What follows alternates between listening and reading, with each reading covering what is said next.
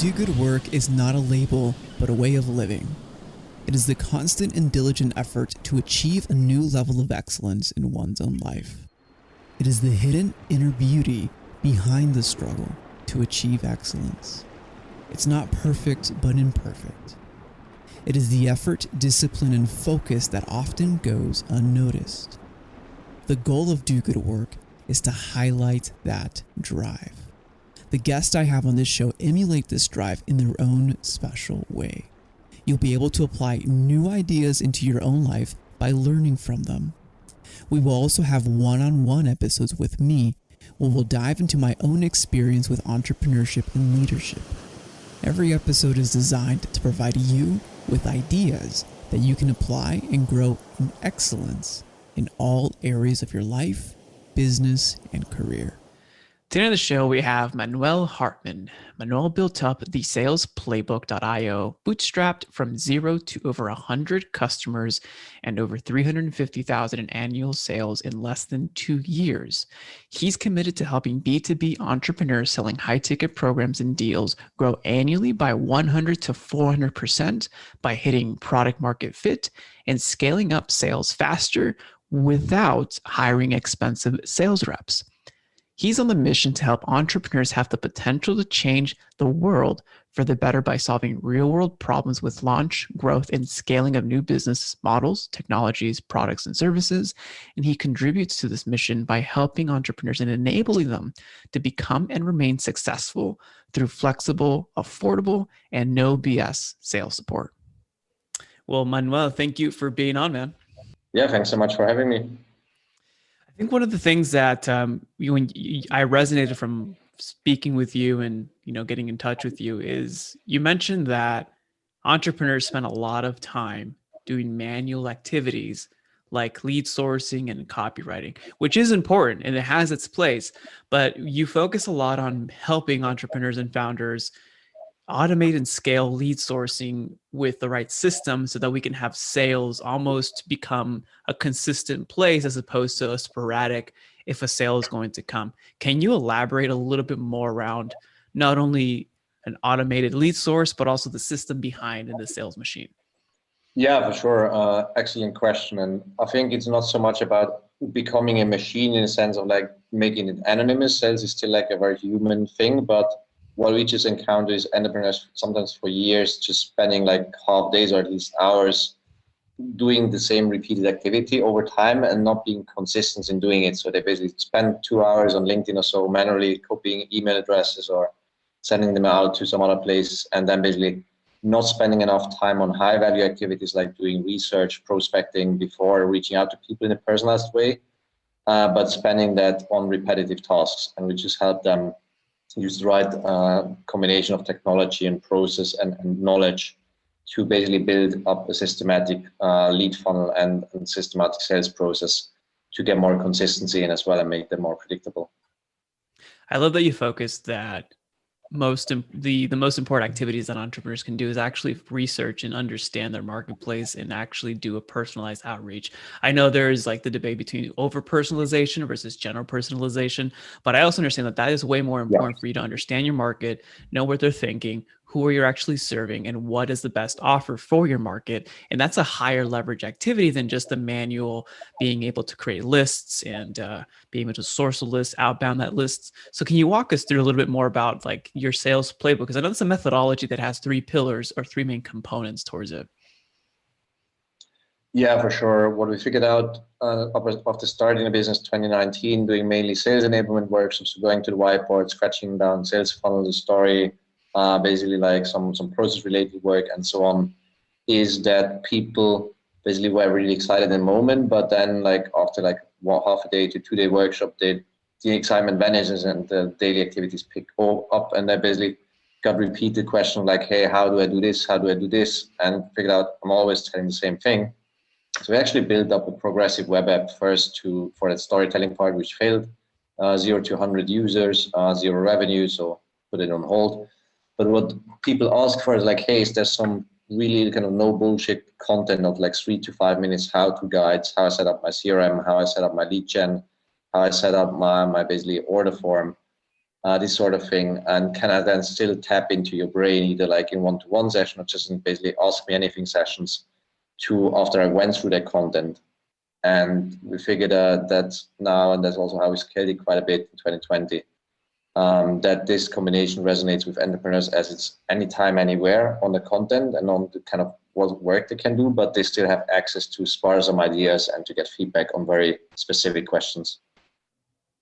So I like how you were able to take like just to dissect this for the audience, you were taking almost like a course module type of approach of content, plus adding an integral part of coaching on top of that. But also the content wasn't overwhelming. It wasn't dripped. It was depending on your specific use case with customized questions or solutions. How did you come up to package your services or your knowledge base in such a condensed manner? I think a part of it was just basically what was in place already, like the stuff I built by building up sales for a startup in the AI space in Zurich before. So just making the sales process understandable to engineering, for example, and making it consistent for the company, for new hires. So that was already there. And we had like 20 plus templates already. Mm-hmm. And why nobody else did that before, I don't know. But apparently it's helpful for people to have like structured approach around that. And then it was just basically anytime I got a question 3 times from somebody, is like, okay, let me record that in a generalized but actionable manner of like a 2 to 10 minute video, 2 to 5 minute video, so people can actually go through that and show it to a colleague. So when somebody new joins or you want to go through that again, maybe you can take that example on lead generation. You can go in, it's like, okay, step 1, how do I source the lead? Step 2, how do I basically engage with them? Step 3, how do I do the copywriting? Step 4, when somebody replies, how do I get them in my CRM? Step 5, what happens next? How do I get them from asynchronous writing to a call? Step 6, when I schedule a call, what happens next? How do I make sure people tell the story consistently? And those are all important components of sales enablement, just to make sure that you feed not only the machine of sales, but understanding that you're feeding it with the right type of prospects, or at least the right type of clientele that you can serve. When it goes, I mean, you were focusing a lot on B2B here, and a lot of it is heavily emphasis with LinkedIn and email. When you're going to actually the quality of the sources, the people they are outreaching, I know that this can be almost a question is like, where does my audience live? Are they on LinkedIn groups? Are they in Facebook groups? Do I have to buy a list? How can you walk us through some of those tough questions that entrepreneurs ask? Sure. I would not buy a list today due to GDPR being outdated and probably not kind of matching your ICP or your customer profile just magically. So I think it's on you to go out and have a very specific understanding who can get the most value from you and target these people first. LinkedIn is definitely a good place because it's social, it's trusted in a sense. Like people, when they get a message from you, they see you. They can do some research, what you post, what you did in the background, the mutual connections. And it's actually less crowded than email so far. Mm.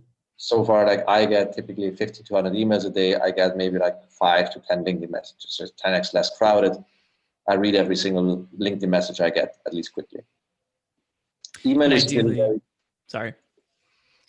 Yeah, email is just very good on because it still works in drip campaigns. Like people read emails, like you get analytics from it. You can write longer form if you want. You can even include like videos. So it still works because it's not as basically overcrowded as in North America, for example, in Western Europe. Otherwise, like referrals are amazing if you can get them, like from testimonials, like because the client basically does so much of your sales journey for you, right? Basically tells like, I was here and then I achieved this transformation and I had these questions, but then they were resolved. This is really good. This is basically a good fit for you. So they do a lot of the work you can do with just that much more trust and that much, making much more easy to understand. That's really important to identify which medium or where your audience is, and making sure that you approach it in the right methodology that fits not only how your customers, associate with email, with LinkedIn messages, or however it's best for you and your mediums to outreach them. I want to ask this more, it's like a philosophical question when it comes to business, but a lot of founders who are doing the sales themselves, they're successful, they're experts, they're doing the sales themselves. I think the hardest or the biggest hurdle, it could either be a mental block or it's also a a training issue, in my opinion, is getting out of this day-to-day sales themselves, because they close the highest percentages to events, to their programs, to their offerings. And if they bring someone in, they're going to close at 50% of the amount that they can. So how have you seen entrepreneurs and founders get out of the day-to-day sales and enable someone else, even if it's not going to be at 100% of them, at least come in and take over the sales portion, so that the entrepreneur and the founder can actually focus on other areas of the business, not only sales? Yeah, excellent question. We see that literally every time, like I'd say like 95% of times at least, because as a founder, you always get this kind of founder bonus, or oh, this guy or girl, like she founded the business, knows what they're talking about, they're really passionate. Okay, I want to speak to the founder. And it's something we see every time. Let me maybe start with two quick examples on this. Like last week I was snowboarding basically, and on like 2,500 meters snowboard, like -10, I got like a WhatsApp from my first sales rep from Colin. Like, hey, look, we just closed the first deal, like bigger, like second sales rep brought him in. I support him on the call, scored like close 9K. It's like, oh, cool. But on Wednesday, he already sent me a text message, hey, it's just something about the payment terms. I'm not sure if I'm okay to do this, but we schedule a call next Monday. Can you just join for 50 minutes and then basically walk us through? I think it's more a bit negotiation. They want to see the founder, which is excellent once it works, right? Mm-hmm. I can go snowboarding and still revenue comes in. It is, however, from both sides, change required in a sense, like of me, like there was a move to basically say like, okay, I pass on this, even if somebody doesn't even schedule the call, then because it's not with the founder. And if Colin or Miguel doesn't close the deal, I'm not going to be too angry with them as long as they follow the process and it improves over time. Mm-hmm. So I think you need to take a conscious decision to forego some revenue opportunity in the short term to make it robust and founder independent in the midterm. So it's long term. I want to rephrase that because that's so important, or restate that. Foregoing short-term gains for long-term benefits, not only revenue, but also time and freedom. And I think that's also a very difficult moment to let go, or the anxiety of, hey, I'm actually trusting another person, the system I built. And it could be the lack of trust in the system that we're building, that we don't trust it enough for us, for founders really to let go. Exactly. And my wife, for example, told me like, but for the first 2 months, like you didn't trust Colin like to do this stuff, and like just didn't give him the opportunity to close deals by himself, right? Like, okay. It's all like we build a baby and then we need to tend it to the kita, to the nursery, and so on. We're gonna stay by this island. Like, what are you doing with my kid? So that ideally you can just shorten its phase from months to weeks, right? The second thing is can reference to that what you said, the system I built. Many entrepreneurs don't build the systems. Mm-hmm. They basically bring in salespeople and it's like, hey, for me, sales, I got some grants, I got some early referrals, I got some friends, I got some clients out of an accelerator, incubator, whatnot. And now I'm bringing a salesperson in to figure out sales. And the salesperson asks questions like, what's the ideal customer profile? Which channels do we work? Like, is there a script? What do I basically say if clients say X? How does the CRM work? How do I generate new leads? And founders said, I don't know. That's over to you. And I think it's always a very bad idea if you expect more junior person than you, which by definition a new sales hire is, especially if it's a junior, to perform better than you do even. And it's an unfair expectation, right? You cannot bring in somebody and expect. Yeah, it's a disconnect. Expect like, especially like a junior sales rep to tell a better story than the founder with a founder story. So you need to, and that's what we work a lot with clients on, like the scripting, the ideal customer profile, the objection handling, the process, all these things to give salespeople basically the firepower or the ammunition, to speak like not in a war-friendly text, but to give them the testimonials and the case studies and the objection handling and everything so they can be successful when they go out there. That's extremely important, because that's one of the things that I found is that when founders delegate too much, like they delegate the ownership of the entire process, when really they need to delegate the work being done, but not the ownership of the responsibility of the sale. That still falls on you as a founder, which is extremely important. Absolutely. And also to validate new offerings, for example, like every founder goes through that and basically is like, hey, we have this awesome new offering now, sales, go out and sell it. And they were like, how many times have you sold that? Zero, but it's awesome. Like, it shouldn't be so hard. Like, why don't you sell this thing? I was like, as a founder, I think it's your responsibility to sell, and you're offering at least like 5 to 10 times yourself, so you know it works. And then basically think rigorously, like, okay, what did I do? And where is kind of founder bonus still coming in? How can I make this more person independent? And then basically like, I did this 10 times, the process works, please execute the process. And then basically results will follow if it's consistently executed over time. It's really important too to make it's just, it sounds like common sense, but I also see the pitfalls of founders being able to do that. It's like, hey, this is the new idea, go sell it without enabling, without training, without proper expectations, which can lead to frustration down the line. One of the things that you mentioned when we got on this podcast, it was that sales is human. And a lot of my thesis is around becoming more human in our work and our business when it comes to the end outcomes. Because with a lot of AI coming into town, a lot of things in bots, a lot of the things that are going to be, a lot of the work that we've been doing is going to be either done by a machine or facilitated by machines. The more human we become, the smarter, more strategic, more creative we can be. And I love that you focus that sales is largely human, but also it's important to have domain expertise. So can you bridge the gap into what you meant by sales is human? Yeah, no, for sure. And it's even local and culture specific, I'd say. And maybe with the automation discussion we had at the beginning of this conversation, it is not a very personal thing for me to have a hypothesis that 50 founders in Estonia in the B2B sales space with a company of 10 to 50 people might be able to benefit from us. So me writing every time like, hi, first name, it seems really interesting what you're doing as co-founder of company X out of Estonia. I would love to learn more about your sales challenges and objectives for 2021. All the best, like stay healthy. I'm going to literally write the same message every time because I don't know their response. I don't know their personal situation, but I'm curious. I'm genuinely curious. So if I basically write like a short text and I'm going to have merge field and I'm going to press a button for this, I don't feel ashamed of doing this. Because some people write back like, really great that you're calling me, but what exactly are you doing? And then it's entirely worth it to invest in a video sales letter of like doing a 2-minute video recording or sending them a very personalized blog or a template pre-filled for them, or basically a case study. So something that resonates with them, right?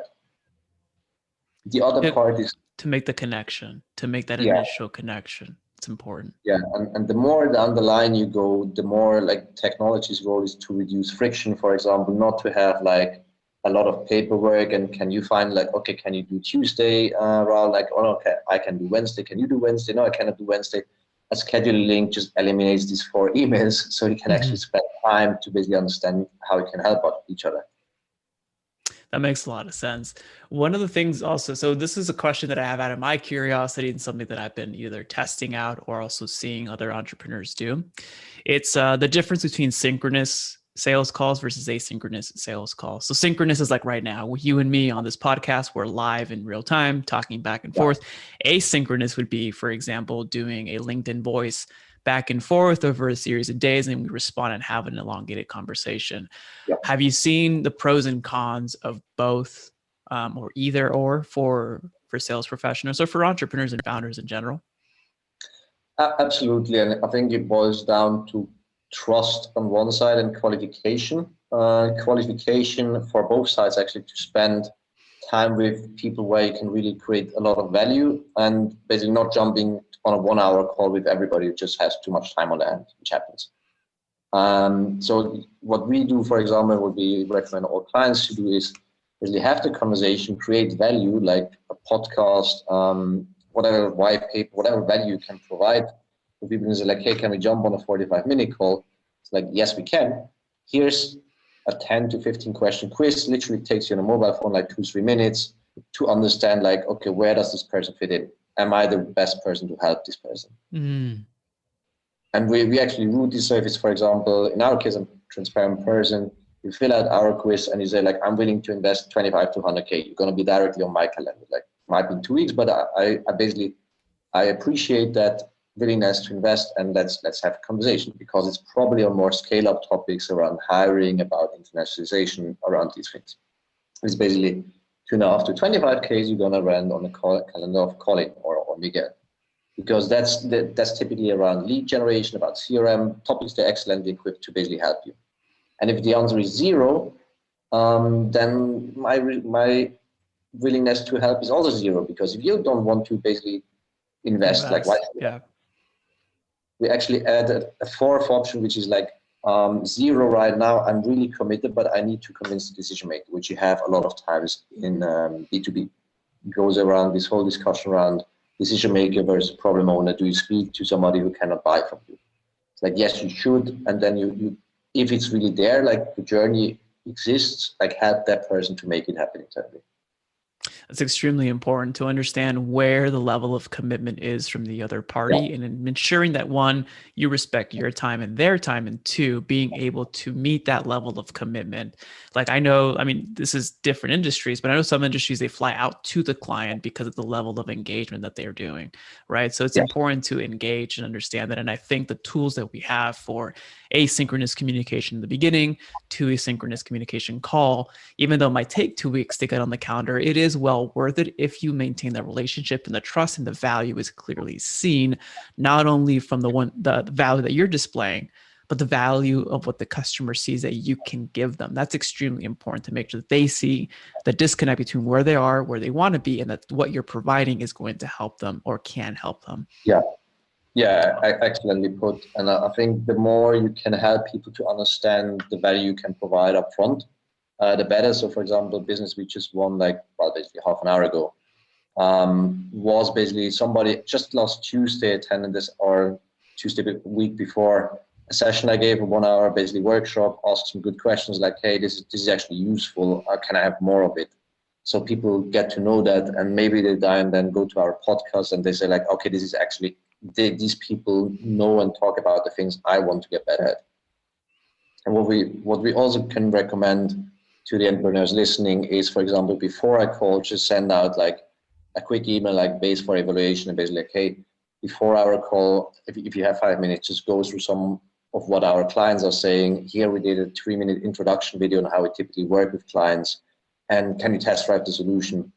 So yes, here's a part of the value you're getting. So we did a sales starter kit that's typically comprises around like 5% of the content, but people get a good feeling of what they get themselves into. It's preceding what to expect in the future, and also setting the stage that when they talk to you, it's not like, wait, what do you do? Or does it work? It's more like, will this work for me? Let's find out if it can, if we're a good fit for each other. That's the most important way. Yeah, it's basically making asynchronous the thing that can be done asynchronously. Like today in recruiting, I find it very stupid to have a hiring interview about somebody's CV. I mean, like, go to LinkedIn, check out the profile, ask very specific questions to the job. And don't start like, okay, what did you study? What did you work? What was your job there? Like, who do you know? Like, it's a waste of time, right? It's a disrespect. Yeah, it's a waste of time. It's a waste of time.